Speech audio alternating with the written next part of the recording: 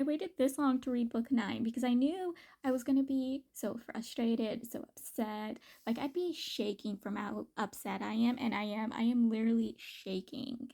I cannot control how much I am shaking because that is how much I am upset and frustrated for everybody in this book. The main character is imprisoned after he sacrificed his core to save everybody because they're like, oh, this is proof that he's the criminal, that he's the bad guy.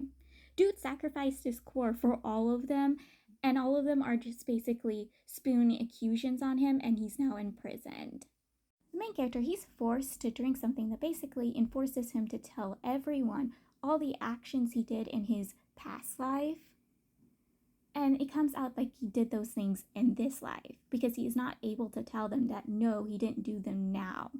That technically his life now is an innocent life. Yes, he did horrible things in his past life, but he didn't commit those things. He's also not able to tell people that it was technically against his will that he was puppeteered to do those things.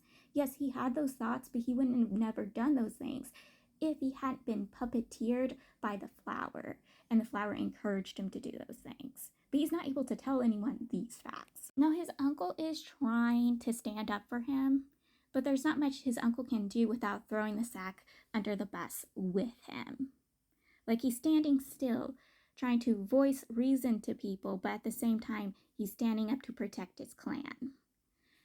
And the cousin obviously wants to do more, but his father and mother keeps him from doing that. They're like, hey, we're going to figure this out, but we have to do it calmly. And he's like, but I want to go see him also. Like, he wants to visit the main character at the prison cell, and they refuse to allow him because, again, it will drag the sack into the situation. The White Moonlight finally does something good, which is he releases his teacher from the imprisonment that the main character's past self and his own past self has him in, and lets him go save the main character. The evil justice lady was torturing the main character publicly in front of everybody. And that's when the male lead rushes in to save the main character. And he has to fight people off of him and the main character, even getting rid of some of people because that's the only thing he could do. Like, these people were not giving him a choice. They were not backing off. They were literally trying to kill him and the main character, so he had no choice but to fight back and get rid of some of them. And he's able to escape and get out of there.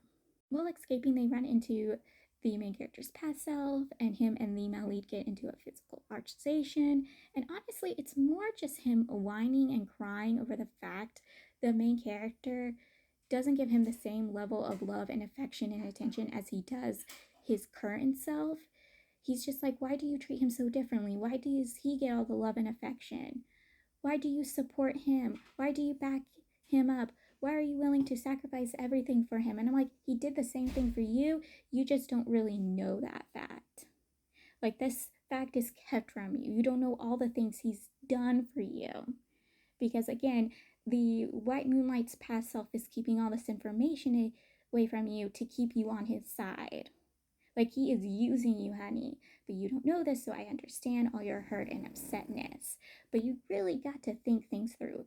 But again, this is the main character's past self and even the main character. Both of them, they're not that smart. We all know this. They're not that smart, so they're not going to think things through. So yeah, he is just crying and whining to the male lead, and obviously this really hurts the male lead. And thanks to the help of the White Moonlight, the current version comes in and helps them get away. Can we talk about the audacity of the White Moonlight? Like, this dude is sitting there going, oh, if the main character can get second chances, maybe I can get a second chance and I could get a better life if ever I get to have my life redone. And I'm like, honey, you are literally working with your past self. This man had a chance to do better and be a better person, and he chose not to be. He chose to do the same horrible, vile things he did in his past life and do it 10 times even worse. Like, you would never change. Yes, you changed to do 2 good things at this point to help your teacher and your follow disciple, but like, that is the barement of good. Like, that is at the bottom of the barrel. And I know some people are going to be like, oh, but he was groomed. Okay, he literally gets into an argument with his past self over their actions. and the differences of their lives. And his past self points out that even if he hadn't shown up, the dude was gonna still do all the horrible things he was gonna do. The past self literally had to stop him from going after the main character and getting rid of the main character because of that rift accident where the main character took his place during the whole rift and it led to the Melid's death. He wanted to get rid of the main character over that. He's like, oh, because of the main character, the Melid is dead. And his past self had to literally stop him from going after the main character. So yes, he is not a good person. Even if his past self wasn't there controlling all of his actions, he would have still did the horrible things he did. For example, his past self and the fact that he doesn't need to get that much influence from his past self to do the things he was doing. Learn how the main character got the flower inside him, and it's right after he tries stealing the flower from his aunt and got caught and was punished for it. And he says some mean things to his teacher, which he didn't mean. He also stated that he wasn't going to protect his teacher during his period of seclusion, and he didn't mean that. And so when it's time for him to go take up the position to protecting his teacher during seclusion, he goes there and sees the White Moonlight trying to put the flower inside their teacher, and he tries stopping it. The White Moonlight reveals to the main character everything the flower does.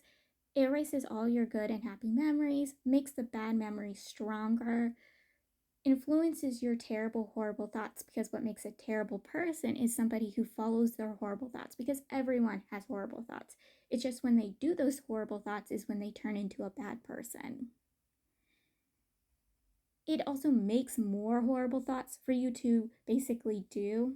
He also states he put his soul into the flower, so the only person the Melly would ever fall in love with is him, and he's very pleased by this.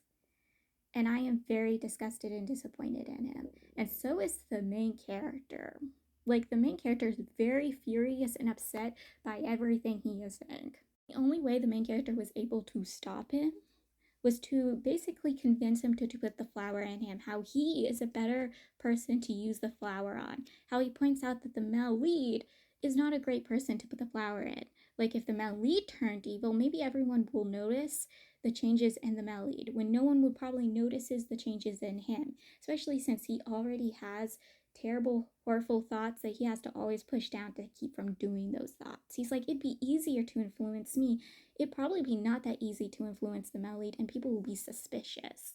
So the White Moonlight really thinks about it and agrees and puts that flower inside the main character. This entire scene had me bawling, but what really got me going was reading about the main character losing his memories, all his good ones of his mother's, the one of the woman who was taking care of him in the brothel, the ones he had with Melly when Melly was taking care of him, teaching him. Like, it had me sobbing, him apologizing to the male lead, apologizing about how he's going to become a terrible person that the male lead will never look at again, how he's going to become the way worse human being, and that he hopes that when that day comes, the male lead will take care of him. The male lead would get rid of him. And I was literally bawling, reading him beg for it and plead for it. And I'm like, what? No. And then just that, just like, it was just so bad. Like, I could not handle it. Like, I'm bawling just thinking of it.